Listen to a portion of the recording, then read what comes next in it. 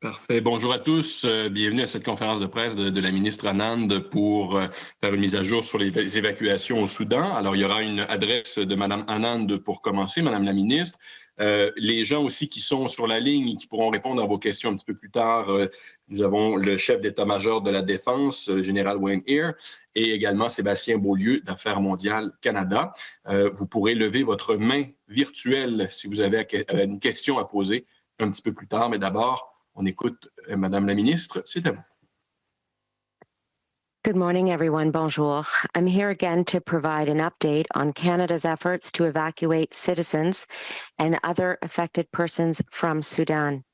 I'm also joined by the Chief of Defence Staff, General Wayne Eyre, as well as Sébastien Beaulieu, Director General and Chief Security Officer at Global Affairs Canada.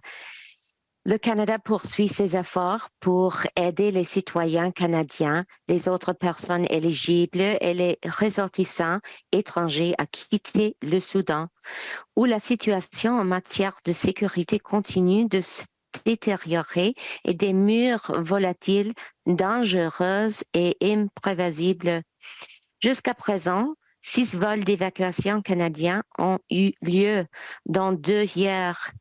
Les vols d'évacuation canadiens d'hier ont été effectués à l'aide d'avions CC-130 de l'aviation royale canadienne et ont transporté environ 205 passagers hors de Soudan, dont environ 60 Canadiens. To date, Canada has conducted 6 evacuation flights from Sudan, including 2 yesterday. Yesterday's evacuation flights took place with Royal Canadian Air Force CC-130 aircraft and transported approximately 205 passengers out of Sudan, including approximately 60 Canadians. Over the past few days, the 6 Canadian Armed Forces flights from Wadi Sedna Airport evacuated almost 550 individuals in total. As of this morning, approximately 400 Canadians and permanent residents had been evacuated from Sudan, including on Canadian and Allied flights. And also, as of this morning, I can share that there remain roughly 230 Canadian affected persons seeking assistance and information through Global Affairs. To those seeking assistance still in the region, and the family members here in Canada, we are doing our utmost to assist you. Canada has officials in the region, including members of the Canadian Armed Forces, Global Affairs Canada, and Immigration, Refugees and Citizenship Canada, who continue and will continue to assist you in evacuations. Canada and our allies are continually assessing how we can assist our citizens in leaving Sudan from various locations. Hier, je vous ai dit que la possibilité d'évacuer par voie aérienne depuis Wadi Sedna était en train de prendre fin en raison des conditions dangereuses et instables sur le terrain. Le Canada et ses alliés se sont étroitement coordonnés pour évacuer le plus grand nombre de personnes possible de cet endroit le plus longtemps possible. Mais en raison des conditions dangereuses et en accord avec les décisions prises par nos alliés, aucun autre vol canadien n'est prévu à partir de l'aérodrome de Wadi Sedna. Cependant, notre travail n'est pas terminé et le gouvernement du Canada travaille avec ses alliés pour trouver d'autres moyens pour ses citoyens de quitter le pays. Yesterday, I mentioned that the window for air evacuations from Wadi Sedna is closing because of the dangerous and volatile conditions on the ground. Despite the fact that a ceasefire agreement is in place between the two warring factions, fighting continues in Sudan and in close proximity to the airfield. The situation remains volatile, dangerous, and unpredictable. The United Kingdom has ceased operations from this airfield, and the United States as well has recommended that its citizens avoid the area. Canada and our allies coordinated closely to evacuate as many people as possible from that location for as long as possible. But because of the dangerous conditions and in concert with decisions made by our allies, no further Canadian flights are planned from the Wadi Sedna airfield, and Canadian Armed Forces personnel are clear of the airfield also. We recommend that Canadians do not go to the airfield, and this information has been communicated to Canadian affected persons on the ground.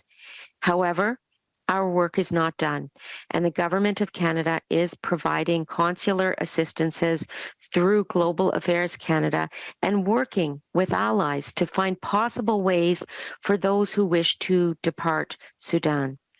At this point, we are asking Canadians to listen to advice from Global Affairs Canada, which will provide additional information about possible departure options via Port Sudan. IRCC, Canadian Armed Forces members, and Global Affairs Canada officials are relocating to Port Sudan. We remain committed to supporting the mission to aid Canadian citizens in their time of need and continue to plan with our partners for both air transport as well as ground and seaport extraction options, including from Port Sudan.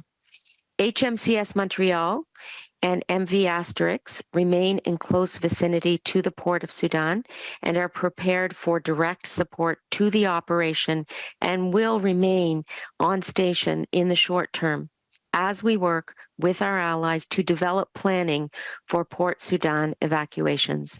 Les navires canadiens continuent d'apporter leur soutien aux alliés, notamment en fournissant du carburant pour permettre la poursuite des opérations d'évacuation. Our highest priority remains the safe return of Canadians who wish to leave Sudan, and we are doing our utmost to make that happen. Notre priorité absolue reste le retour en toute sécurité de nos compatriotes canadiens et nous continuons à travailler fort pour y parvenir. My colleague, Foreign Minister Affairs, Melanie Joly, is traveling to Kenya to coordinate with our partners and allies, and we will continue to explore all options possible to support Canadians who are seeking our help. Thank you. Miigwech. Merci. Merci beaucoup, Madame la Ministre. On va commencer à prendre les questions.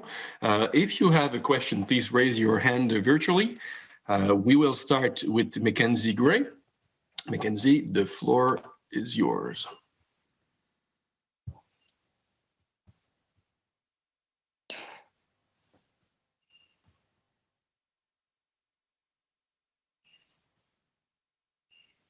First question is for the Defense Minister.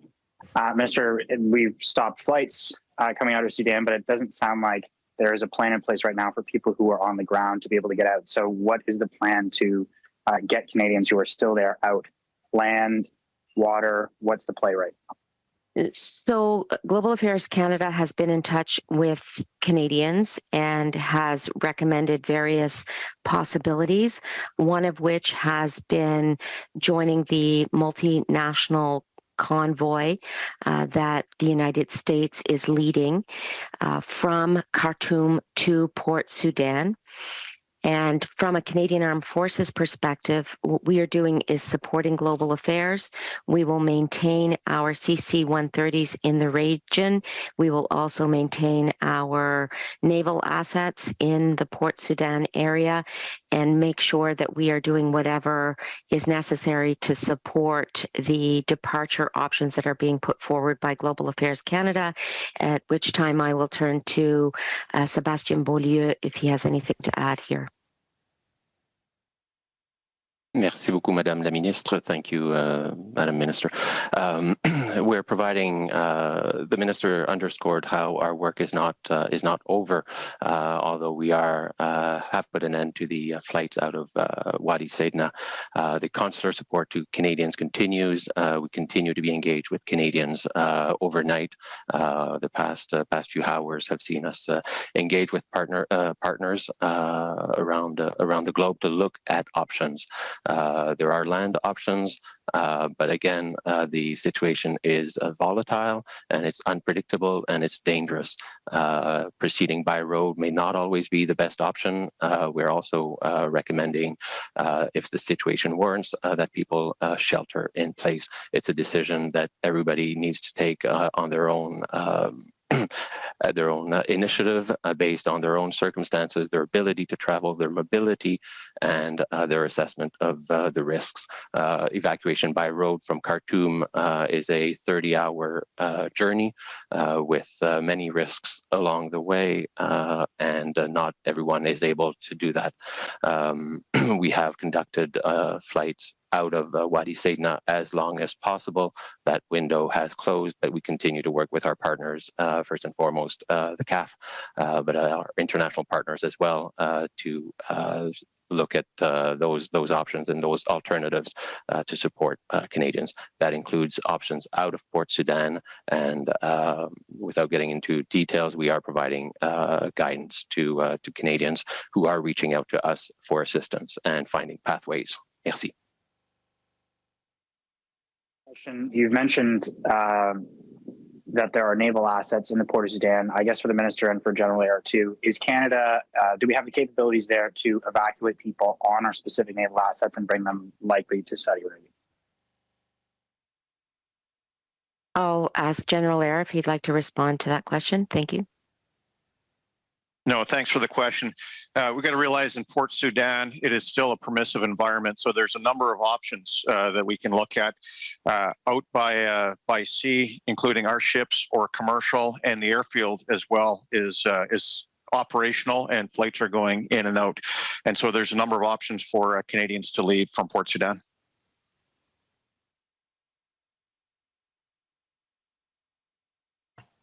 Okay, we will go to the next question. Christian Passline from CBC.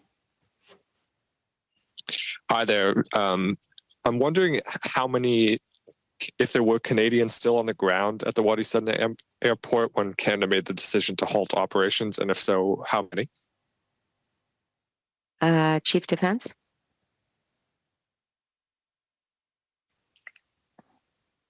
So our sense is no, but that is not confirmed.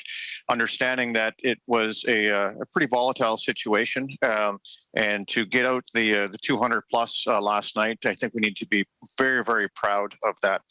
There was fighting around the airport as our aircraft were approaching. In fact, our pilots on night vision goggle were able to see small arms exchanges as they approached. So very, very proud of the actions of our air crew, of our people on the ground to get 200 plus out.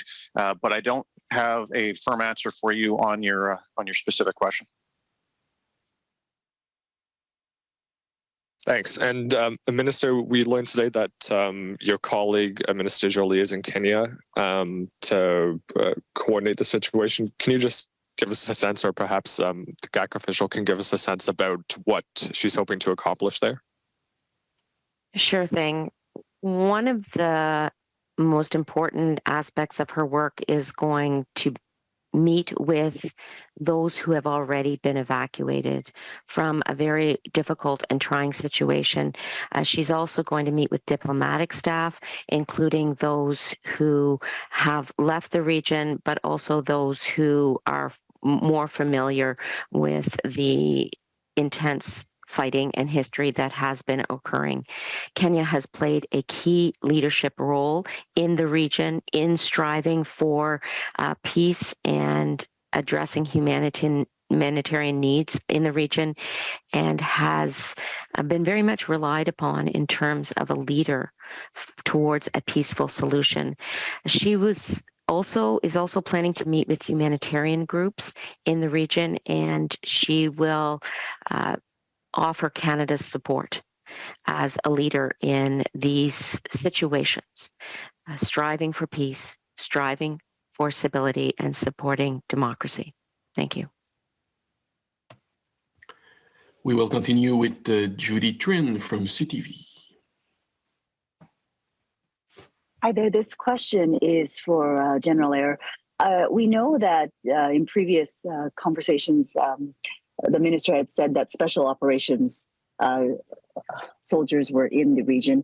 What are they doing? Are they venturing into Khartoum in any way, helping to extract Canadians? We know, for example, the Americans had sent the Navy SEALs team to evacuate their embassy staff. What can you provide some details? Are they providing protection? Will they be providing protection to the convoy? Are they providing protection at Port Sudan? And the second question is, you had mentioned a 30-hour journey, I believe. Mr. Beaulieu had mentioned that. It is an 800-kilometer journey. What can you tell us about protection for that convoy? So first of all, what is the role of special operations, and how will you protect the convoy?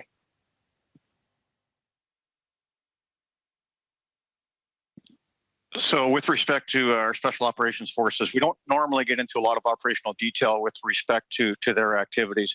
But I will tell you, we were not venturing out to bring individual groups of Canadians back to the airfields. It was a case of we had a force at the airfield, and Canadians, Canadian title persons would come to us. We are very well linked in with our allies in the region, both conventionally and on the special operations side.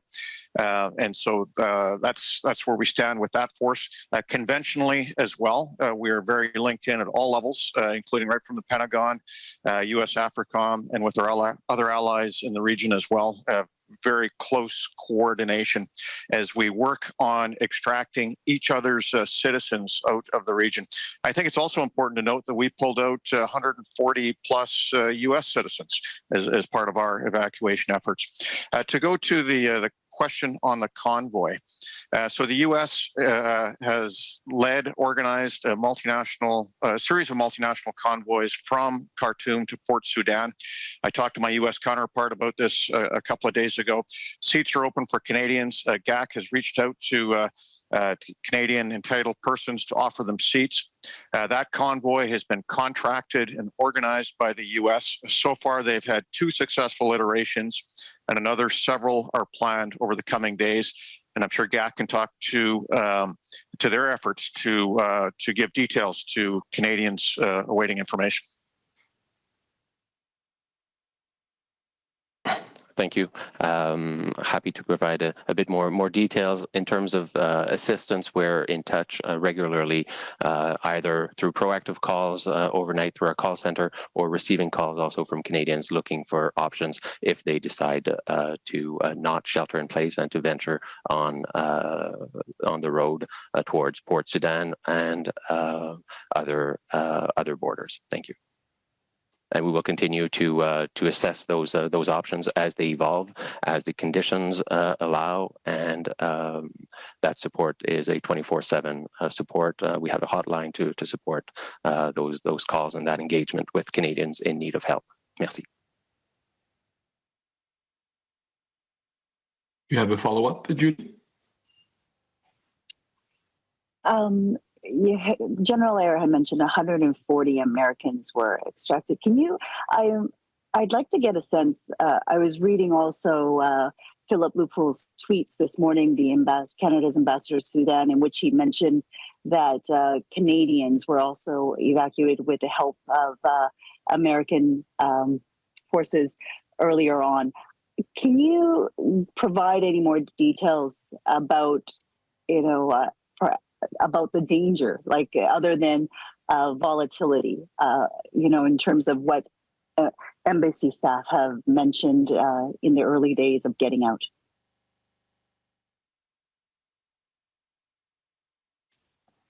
So that evacuation of our diplomatic staff was coordinated with the U.S.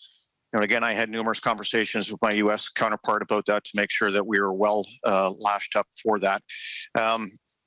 Yeah, it was dangerous ground move, understanding that there are roadblocks, that there are roving bands of RSF fighters, and so it was not without risk, including once in the air. As I mentioned on our approach last night into Wadi Sedna, there was ground fire, not directed at our aircraft, but in the vicinity nonetheless. We saw the ground fire that damaged a French aircraft flying into Wadi Sedna several days ago, and so there's multiple risks on the ground, in the air, making this a fairly risky endeavor. We will now go to Shannon Proudfoot from the Globe and Mail. Yeah, thank you. Minister Anand, you mentioned that your advice to Canadians still stuck in Sudan is to listen to the advice from GAC. But I'm wondering, how do you communicate or keep tabs on people who are there in a situation this sort of chaotic and unruly? Can anyone, I would welcome anyone's input on this, give us more of a sense of how you're keeping in contact with people and keeping tabs on them in something this volatile that I think is a bit hard to picture in a granular way from Canada? Okay, thank you. I'll start and then I'll ask Mr. Beaulieu if he'd like to add anything.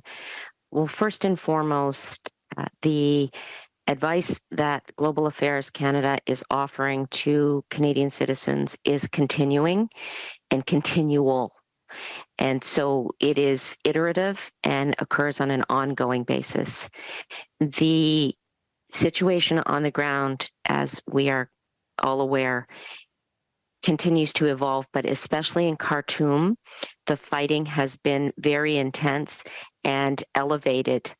And so the advice for Canadians has got to continue to develop in accordance with that evolving situation on the ground. The advice today, for example, differs because of the decision we have made relating to the risks at the Wadi Sedna airport. The risk not only at the airport itself, where we have seen our allies as well depart using that locale, but the risks relating to fighting that is moving further and further north between the two factions. Global Affairs Canada continues to reach out proactively on a 24/7 basis to Canadians and examine all options, including the multinational-led convoy by the United States, including potential options in Port Sudan by air and sea.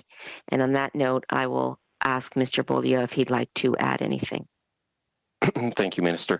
You mentioned the travel advice. We also have a registry of Canadians abroad. There are 1,700 people registered to that data in that database, which allows us to push information to Canadians who have registered. That number is somewhat high. So many people, as we have left Sudan, but may not have retrieve their name from the list, but we also amplify those messages on social media. We also have means to push information by email to specific categories of people, depending on their situation, where they are, and what options may be open to them. We receive calls 24/7, and as the Minister underscored, we also proactively reach out to Canadians when we are made aware of a specific flight, of a specific seats on a convoy, of specific situation of a ferry being open. We do communicate that on an ongoing basis, and I was overseeing overnight the call center and our global operations, and you can be sure that we have a team of dedicated Canadians answering those phones and making those calls. Thank you.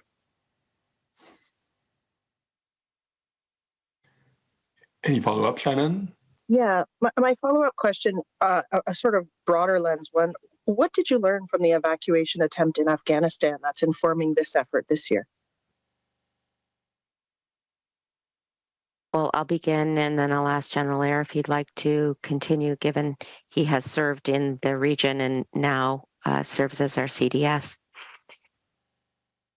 The one large difference is that there is no Canadian large footprint in the current environment.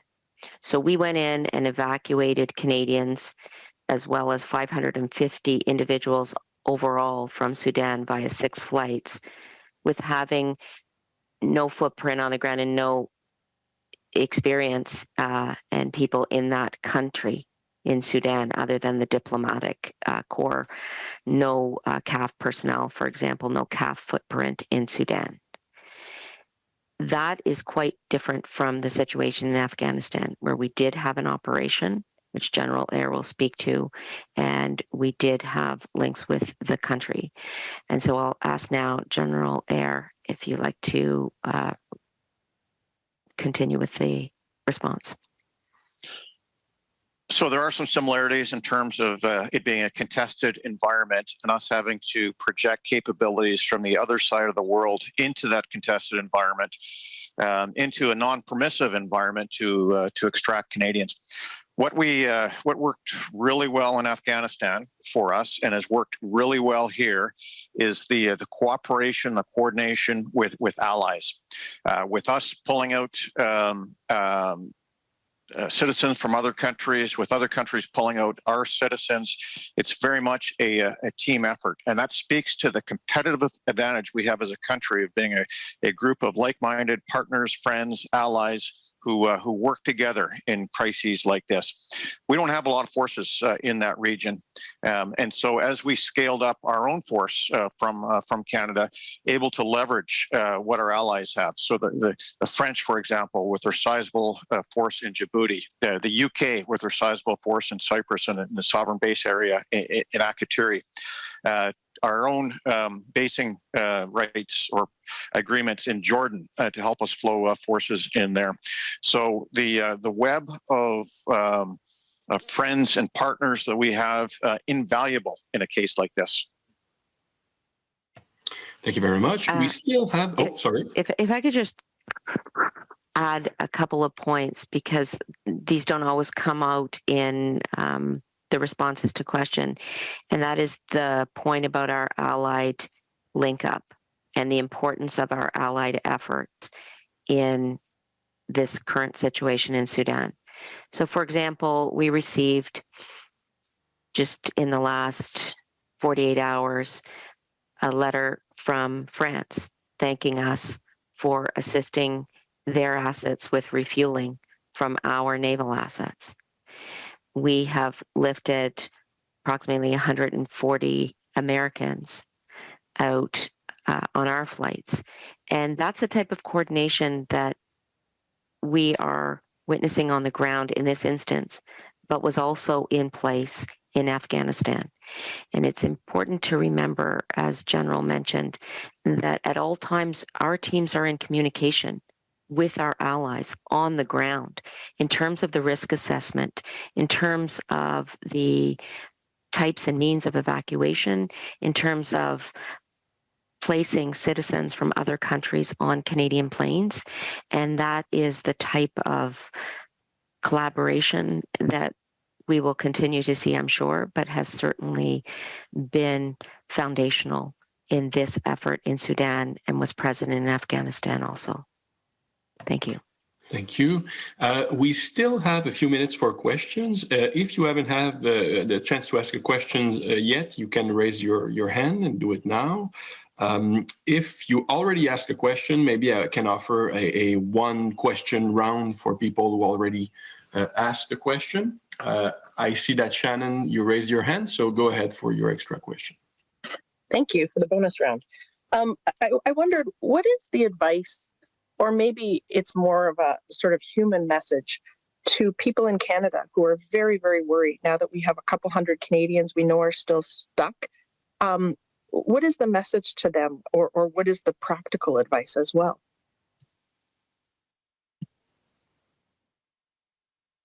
Mr. Beaulieu, would you like to take this one? Sure. Well, the advice to Canadians in Canada is certainly to also be in touch if they have loved ones in Sudan that require our assistance.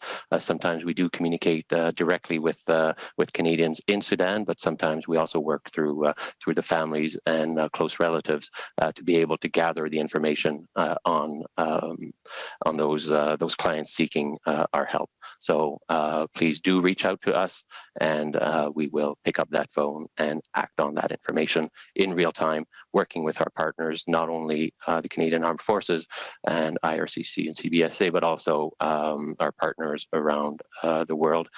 In real time, we exchange valuable information and insight on opportunities, whether it's about exchanging or placing people on other people's plane, other countries' planes, or getting some insight on options by land and by air. Thank you.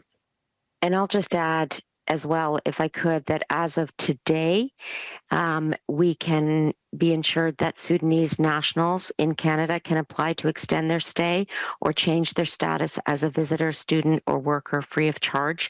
And this includes free open work permits that provide access to the labor market and greater flexibility to support themselves while they're in Canada. These measures are going to help protect the Sudanese population already in Canada, keep families together, and keep them safe with a safe environment in which to live. And I want to stress this support that the Government of Canada is also offering. Thank you. And we will do a last question from Judy Trin from CTV.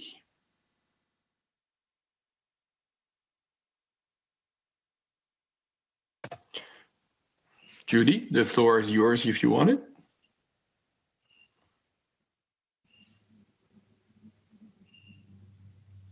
Sorry about that. I was muted. Hi.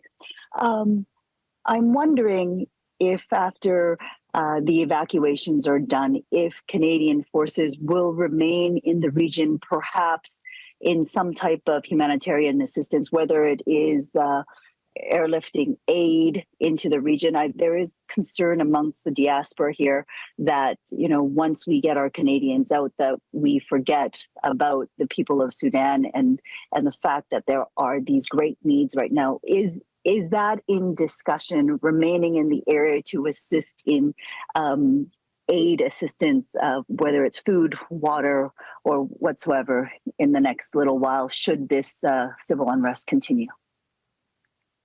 Okay, thank you, Judy.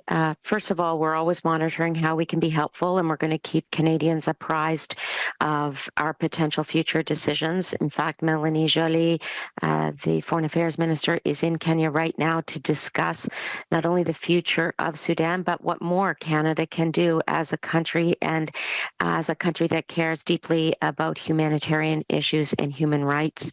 We are going to look forward to hearing from the Minister of Foreign Affairs in terms of what she has learned on the ground, including from Canadians who have been evacuated, as well as members of the Kenyan government who have been so important in terms of building peace and stability in the region. And once we hear her report and have those discussions, we will be making decisions about what more we can do to assist, not only from a Canadian Armed Forces standpoint, but from a broader Government of Canada standpoint. But make no mistake, we are deeply committed to peace and stability in the region. We very much hope that the fighting that is occurring in Sudan ceases permanently and that the country can return to some sort of stability. Our hope is that we will be able to contribute in some way to that.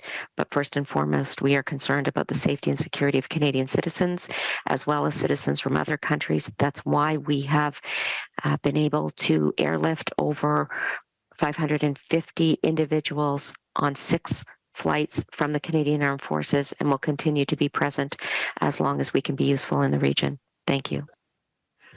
Voilà, c'est ce qui va mettre fin à cette conférence de presse. Madame la ministre, merci beaucoup. Général Eyre, Sébastien Beaulieu d'Affaires mondiales Canada, merci d'avoir été là aujourd'hui. Et je tiens à dire un remerciement spécial à nos interprètes qui nous ont accompagnés ce matin. Merci beaucoup, tout le monde. Bonne journée. Thank you so much.